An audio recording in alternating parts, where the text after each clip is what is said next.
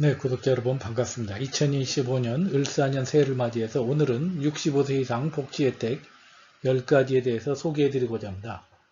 2025년은 인구 5명 중 1명이 65세 이상인 초고령 사회에 접어들어 노인복지 제도의 혜택을 입을 대상이 그만큼 많아졌습니다.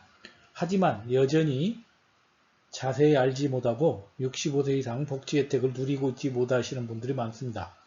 오늘은 65세 이상 복지 혜택에 대해서 상세히 소개해 드리고자 합니다. 특히 올해 처음으로 65세 이상에 해당되시는 1960년생 쥐띠생들은 집중해서 시청해 주시기 바랍니다.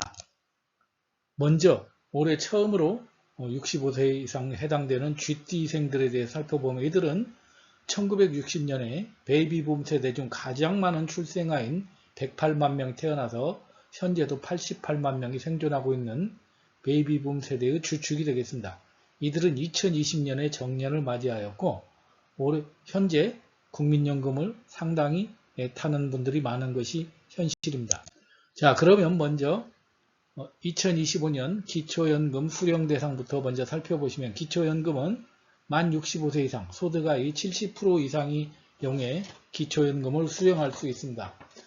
2025년 기준을 보게 되면은 소득 인정액으로 단독 가구는 228만원, 부부 가구는 364만 8천원 이하일 때 받을 수가 있으며 이는 단독 가구는 작년 대비 15만원이 인상되었고 부부 가구는 24만원이 인상되었으며 단독 가구는 최대 34만 2,510원을 수령할 수 있고 부부 가구는 54만 8천원을 수령할 수 있습니다. 여기서 유의하실 것은 기초연금은 나이가 65세가 되었다고도 무조건 지급되는 것이 아니라 반드시 본인이 신청해야 되며 신청을 하기 위해서는 주민센터 또는 국민연금 공단지사에 신청을 하시면 되겠습니다.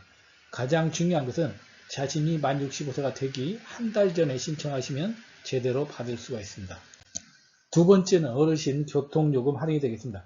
65세 이상이 되면 지하철 무료를 받는 것은 많은 분들이 알고 있습니다. 하지만 기차나 비행기 여객선 할인이 있다는 것을 잘 모르는 경우가 많습니다. 또한 일부 지자체에서는 시내버스도 무료로 이용할 수가 있습니다. 특히 기차는 평일에 30% 할인이 되며 비행기는 10%, 여객선은 20% 할인이 되는데 여기서 유의하실 것은 반드시 신분증을 지참하셔야 되며 또 지하철 무료 승차권을 발급받기 위해서는 주민센터에서 어르신 전용 교통카드를 미리 발급받으셔야 된다는 것을 꼭 유념해 주시기 바랍니다.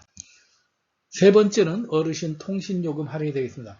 여기서 통신요금 할인은 무조건 65세 이상이 다 되는 것이 아니라 기초연금 대상자에 한해서 통신비 50% 할인이 됩니다. 지원통신사는 알뜰폰은 지원 대상이 제외가 됩니다. 이때 지원 대상 금액은 부가세 포함해서 월 최대 12,100원까지 할인이 되며 할인을 받기 위해서는 114에 전화해서 신청하면 됩니다. 네 번째는 어르신 문화요금 할인이 되겠습니다. 나이가 들면 많은 그 여유 시간을 우리가 할 일 없이 보내는 것보다 우리가 문화 공연을 무료로 이용할 수 있는 혜택을 볼 수 있습니다. 이때 국가 지자체가 관리하는 박물관, 미술관, 국공립공원, 고궁능원 등은 무료가 되며 또한 국공립 국악원 같은 경우는 50% 할인이 되겠습니다. 이를 혜택을 보기 위해서는 반드시 신분증을 지참을 해야 됩니다. 신분증 제시할 경우 무료 또는 50% 할인이 되기 때문에 많은 여가를 즐겁게 즐기시기 바랍니다. 다섯 번째는 노인 장기요양보험 지원입니다. 노인 장기요양보험 지원은 만 65세 이상 건강보험공단으로부터 장기요양 등급을 받은 65세 이상 노인에게 우리가 재가급여 또는 시설급여를 이용할 수 있는 것을 말하는데 이때 등급은 1등급에서 인지지원 등급까지 해당되며 1등급의 경우에는 최대 월 230만원까지 지급이 됩니다. 1, 2급 등급을 판정받았을 때 시설급여를 이용할 수 있는데 시설급여라는 것은 여러분들이 잘 아시는 요양원이 되겠습니다. 시설급여를 이용할 때는 본인 부담금은 전체 경비의 20%가 한도가 되겠습니다. 여섯 번째는 독감 예방 지원이 되겠습니다. 나이가 들면 기관지 폐렴 또 각종 독감 등으로 우리가 폐질환에 대한 그 건강이 악화될 가능성이 있습니다. 그래서 연 1회 독감 예방접종 또 폐렴 무료접종을 받을 수가 있기 때문에 꼭 65세 이상 대상자들은 가까운 병원을 활용해서 독감 예방접종 지원을 받으시기 바랍니다.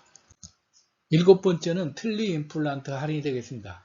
나이가 들면 오복 중에 하나가 건강한 잇몸과 이빨이라고 합니다. 특히 나이가 들면 평생 동안 먹고 활용한 동안에 많은 이빨이나 잇몸이 상하게 되는데, 이때 우리가 틀니를 이용하거나 임플란트를 할 때 최대 70% 할인을 받을 수가 있습니다. 틀니는 전체 비용의 70%, 임플란트는 전체 2개까지 할인받을 수 있는데, 이때 유의하실 것은 뼈 이식 비용은 해당되지 않는 것을 꼭 유념해 주시기 바랍니다. 8번째는 노후 긴급자금 대부입니다. 많은 분들이 이 내용을 잘 모르시고 계시는데, 나이가 들면 아무래도 필요한 돈이 있는데 또 남에게 또 돈을 빌릴 수 없는 경우가 많습니다. 이때 본인이 받는 국민연금을 활용해서 노후 긴급자금 대부인 실버로를 이용할 수 있습니다.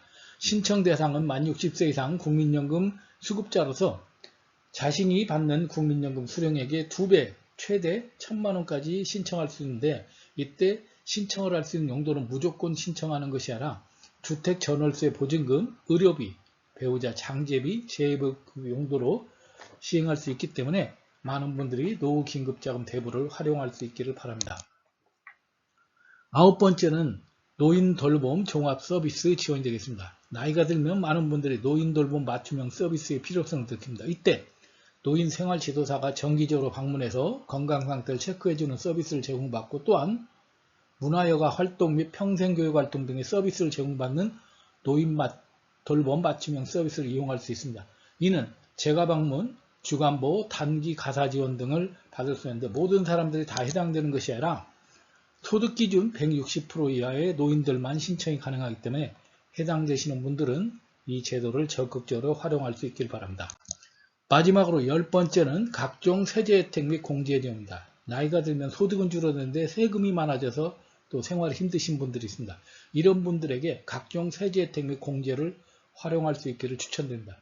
첫 번째는 바로 비과세저축, 생계형저축 비과세 혜택을 5천만원까지 최대로 활용해서 비과세 저축을 통해서 목돈을 마련할 수 있고, 또한 나이가 들면 또 우리가 자녀들에게 부양가족 공제를 받을 수 있는 대상이 됩니다. 이때 부양가족 공제의 기본 공제가 150만원인데 70세 이상 경로 우대 공제를 통해서 추가로 100만원을 소득공제를 받을 수가 있습니다. 이런 것들을 통해서 세금을 줄일 수 있는 혜택도 적극적으로 활용하시기 바랍니다. 자, 이상으로 여러분들에게 65세 이상 복지 혜택 10가지를 소개해 드렸는데, 다시 한번 정리를 해드리면, 첫째, 기초노령연금은 65세 이상부터 소득의 70%까지 받을 수가 있는데, 여기서 유의하실 것은 반드시 본인이 신청해야만 받을 수 있다는 것 꼭 유념하시기 바랍니다. 두 번째는 교통요금 할인이 되는데, 지하철은 무료지만 또 KTX, 또 기차, 비행기, 여객선 할인을 소개해 드렸습니다. 통신요금 할인은 모든 사람이 되는 것이 아니라 기초연금 대상자 안에서 최대 월 12,100원까지 받을 수가 있는데, 이때 우리가 알뜰폰은 지원 대상에서 제외되는 것을 유념하시기 바랍니다. 네 번째, 문화요금 할인은 공원이나 놀이공원 갔을 때 우리가 최대 무료 또는 50% 할인을 받을 수 있을 때, 이때 신분증만 지참하시면 되겠습니다. 다섯 번째는 노인장기 요양보험으로서 65세 이상 노인장기 요양 등급을 받은 자는 재가급여 시설급여를 이용할 수 있는 것을 소개를 해드렸습니다. 또한 독감 예방지원은 매년 1회에 한해서 무료로 독감 예방 접종을 받을 수가 있으며, 틀니 임플란트는 최대 2개까지 70% 지원을 받을 수가 있고, 노후 긴급자금 대부는 실버론이라는 제도로서 우리가 최대 1000만원까지 4가지 사유인 전월세 보증금, 의료비, 배우자 장제비, 재해복급이 때 받을 수가 있습니다. 아홉 번째, 노인돌봄 종합서비스 지원은 노인돌봄에 해당되는 사람들이 소득기준 160% 이하 노인일 경우에 신청하게 되면 방문, 주간보호, 단기가사 지원을 받을 수가 있습니다. 마지막으로 세제 혜택 및 공제 지원은 비과세 저축, 비과세 혜택 또는 경로우대 공제를 통해서 추가 소득공제를 받을 수 있습니다. 권리에 잠자는 자는 보호받지 못한다는 말처럼 이 10가지를 우리가 아는 것이 중요한 것이라 내가 잘 신청해서 꼭 혜택을 누리시는 여러분들이 되시기 바랍니다.